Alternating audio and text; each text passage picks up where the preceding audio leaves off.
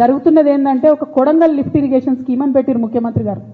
పెట్టి 2 సంస్థలకు ఇచ్చిరు. అది ఒకటి మెగా కృష్ణారెడ్డి గారికి, ఇంకోటి పొంగులేటి శ్రీనివాసరెడ్డి అన్న గారి కంపెనీకి ఇచ్చింది.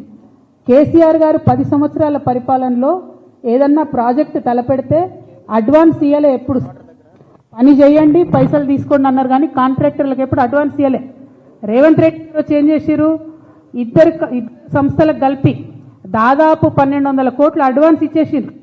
కానీ కొడంగల్ లిఫ్ట్ ఇరిగేషన్ స్కీమ్లో ఇప్పటి వరకు ఒక్క చెంచా కూడా మట్టి తీయలేదనేటటువంటిది వాస్తవం, ఎవరం కూడా కాదనలేనటువంటి వాస్తవం.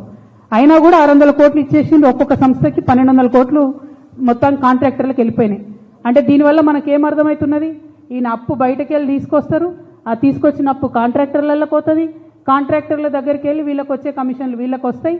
కానీ రాష్ట్రానికి మాత్రం చెడ్డ పేరు వస్తున్నది, ప్రజలకు మాత్రం పెన్షన్ వస్తలేదు, విద్యార్థులకు మాత్రం రెడ్డి గారికి మేము ఒక బిరుదు ఇద్దాం అనుకుంటున్నాం తెలంగాణ జాగృతి తరఫున. అంతకుముందు కాంగ్రెస్ పార్టీలో ఒక ఆయన ఉంటుండే పెద్ద నాయకుడు, ఆయనకు రాజా ఆఫ్ కరప్షన్ అని పేరుండే. ఈయననేమో రేవంత్ రెడ్డి గారు ఆ రాజా అని చెప్పారు. రాజులకే రాజు, బాద్షాంకే బాద్షా బన్ గయనో. ఇయాల బిరుదు మరి రాజులకు రాజు అంటే చక్రవర్తి అంటారు. అందుకనే తెలంగాణ జాగృతి తరఫున ఇవాళ రేవంత్ రెడ్డి గారికి అవినీతి చక్రవర్తి అనేటటువంటి బిరుదుని ఇస్తున్నాం. ఈ అవినీతి చక్రవర్తి గారి అవినీతి భాగవతం అంతా మీకు తెలుసు. నేను సమాచారం లేకుండా మాట్లాడను, మీకు తెలుసు నేను ఆధారం లేకుండా మాట్లాడను. ఖచ్చితంగా ఒక 1.5 మంత్లో అవినీతి చక్రవర్తి గారి అవినీతి భాగవతం అంతా కూడా ఒక మంచి బుక్ వేసి తెలంగాణ ప్రజలందరూ కూడా జాగృతి తరఫున పంచడం జరుగుతుంది. ఇలా బాధ ఎందుకైతుందంటే తెచ్చినటువంటి అప్పుతోని రాష్ట్రం బద్నామవుతుంది, కానీ అన్ని వ్యవస్థలు కుప్పగొలుతున్నాయి. విద్య, వైద్యం లాంటి మౌలికమైనటువంటి వ్యవస్థలు. ముఖ్యమంత్రి గారు సొంత జిల్లా పాలమూరు యూనివర్సిటీలో నిన్న పైసలు ఇస్తే కానీ ఫుడ్ పెట్టమని చెప్పి ఆడికెళ్ళి మెస్లకెళ్ళి వెళ్ళగొడితే విద్యార్థులు పోయి గేటు కాడ ధర్నా చేశారు. నిన్న కాకతీయ యూనివర్సిటీలో విద్యార్థులు ధర్నా, ఎందుకంటే ఇంటిగ్రేటెడ్ స్కూల్ కోసం మధ్యలో జాగా తీసుకుంటామని. ఇక స్కూల్ పిల్లల పరిస్థితి మీకు తెలుసు. ప్రైవేట్ బడ్జెట్ స్కూళ్లకు 150 కోట్లు ఇచ్చేది ఉంది, ఇయ్యలేదని పేద పిల్లల్ని వాళ్ళు బయటకు వెళ్ళగొట్టేటటువంటి పరిస్థితి ఉన్నది. 8,000 కోట్లు ఫీ రియంబర్స్మెంట్ బకాయిలు ఉన్నాయి. అంటే విద్యకు వైద్యానికి కూడా ఎండబెట్టి మీరు కాంట్రాక్టర్ల కడుపు నింపుతున్నారు, కమిషన్లు తీసుకుంటున్నారు. కాబట్టే ఇవాళ మిమ్మల్ని అవినీతి చక్రవర్తి అని చెప్పి బిరుదిస్తూ ఉన్నాం. మిమ్మల్ని మేము డిమాండ్ చేస్తూ ఉన్నాం, 2 లక్షల కోట్ల అప్పు మీరు ఏం చేసిండ్రో శ్వేతపత్రం విడుదల చేయాలి. ఎట్ ఎనీ కాస్ట్ మీరు దేనికి ఎంత స్పెండ్ చేసిండ్రో రాష్ట్ర ప్రజలకు క్లియర్గా చెప్పాలి. మీ అందరికీ తెలుసు, మొన్న మనం ఒక రౌండ్ టేబుల్ సమావేశం పెట్టుకున్నాం, దానిలో డిమాండ్ చేసినాం రేపు ప్రగతి ఎజెండా. కానీ ఆ ఎజెండాలో పోలవరం ఎత్తేసిరు లాస్ట్ మినిట్లో. కానీ ఇక్కడ ఉన్నటువంటి 8 మంది బీజేపీ ఎంపీలు కనీసం కుయ్యమంటలేరు, కిక్కురు. మన దగ్గర భద్రాచలంలో రాముడు మునిగిపోతుంటే కూడా ఇక్కడున్న 8 మంది బీజేపీ ఎంపీలకు కనీసం చీమగుట్టినట్టు లేదు. నిన్న కేంద్రం క్యాబినెట్ పెట్టుకున్నది, పూణేలో 3500 కోట్లు పూణే మెట్రోకి ఇచ్చిరు. కానీ తెలంగాణ మెట్రో రూపాయి రాకున్నా ఇక్కడున్న 8 మంది బీజేపీ ఎంపీలకు కనీసం పౌరుషం కూడా లేదు, అడిగేటటువంటి ఆస్కారం కూడా వాళ్ళకి కనబడతలేదు. చాలా దారుణం ఇది. దీని మీద తప్పకుండా ఆలోచన చేయాలి. ఇంకొక విషయం మరి చెప్పి నేను ముగిస్తా.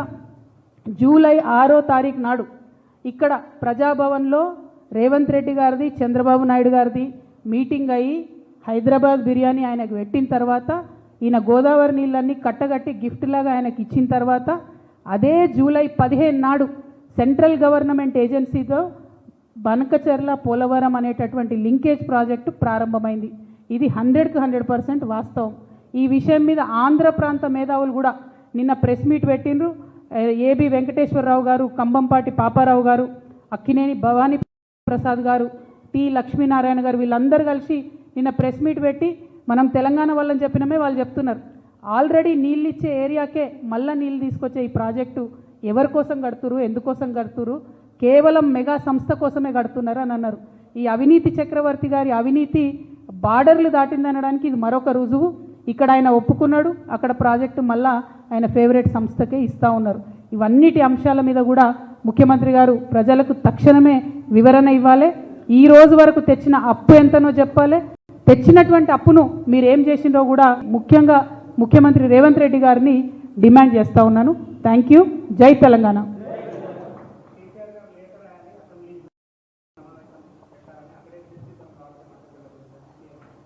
నేను మళ్ళా చెప్తున్నా, నిన్న కూడా చెప్పిన, కేసీఆర్ గారు కలలో కూడా తెలంగాణ ప్రజలకు ఏ విషయంలో కావచ్చు, ఆ నీళ్లు కావచ్చు, నిధులు కావచ్చు, నియామకాలు కావచ్చు, కలలో కూడా ఆయన తెలంగాణ ప్రజలకు అన్యాయం చేయబో రెడ్డి గారు జూలై 6వ తారీఖు చంద్రబాబు నాయుడు గారితో మీటింగ్ తర్వాతనే కొత్తగా వచ్చినటువంటి project Polavaram Banakacherla linkage project. ఆయన చాలా తెలివిగా పెద్ద ఆయన చంద్రబాబు నాయుడు గారు అనుభవజ్ఞులు కాబట్టి వారి అనుభవం అంతా ఉపయోగించి గోదావరి కావేరీ లింకేజ్ అని 90% నిధులు కేంద్ర ప్రభుత్వం నుంచి రాబట్టి వాళ్ళు బనకచెర్ల ప్రాజెక్టు. కానీ మన ముఖ్యమంత్రి గారు మన నీళ్లు దోపిడీకి గురవుతున్నా కూడా కనీసం లేనటువంటి స్టేజ్లో మన ముఖ్యమంత్రి గారు ఉన్నారు. మరి ఆయన తొందరగా మేల్కొనాలి. అప్పుడే జూలై 2024లోనే పనులు అయితే ప్రారంభమైనాయి. ఇప్పుడు మేల్కొని మేము ఆపేస్తాం బనకచెర్లను అని చెప్పి గప్పలు కొడుతున్నారు మంత్రులు తప్పితే చేసిందేమీ లేదు. ఇప్పటి వరకు కూడా అపెక్స్ కౌన్సిల్ మీటింగ్ అడుగుతలేరు, మోడీ గారిని ప్రశ్నిస్తలేరు. సో 100% ఇది నాటకం తప్పితే నిజం కాదని చెప్పి నేను భావిస్తూ ఉన్నాను.